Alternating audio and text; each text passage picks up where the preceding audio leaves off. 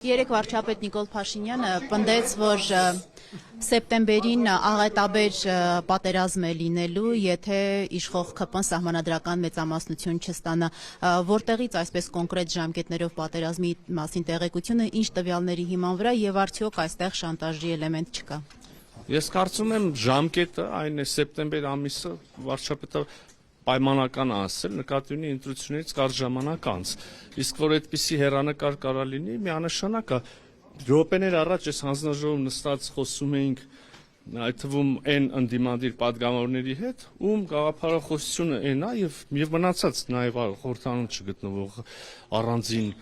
ընդդիմադիր շրջանակներ, ում գաղափարախոսությունը այն է, որ գրեթե բոլոր հարևան երկրների հետ տարածքային խնդիրներ կան, տարածքային պահանջներ ու հավակնություններ ունենք, բառացի մեջ բերում եմ ուղղակի այդ մտքի կրող մի քաղաքացու խոսքը, այս Հայաստանը մեզ պետք չի, հա, այդ քարտեզը գետինը գցելը, ներողություն խոսում եմ, էլի,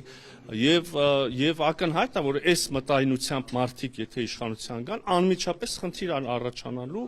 հարևանների հետ եւ հաշվի առնելով թե հիմա խնդիրները այս օրերում մեր սեփական փորձից գիտենք, բայց հիմա նաև շուրջ բոլորը նայելով ինչ մեթոդաբանությամբ են այդ խնդիրները երկրները փորձում լուծել, շատ մեծ հավանականությամբ Հայաստանը անմիջապես կկանգնի։ Էլեմենտ չկա, պարոն Միրզոյան, մենք կամ այստեղ որն է, նայեք, ասում են, մենք առաջարկում ենք խաղաղություն։ Մենք խաղաղություն ենք եւ այո,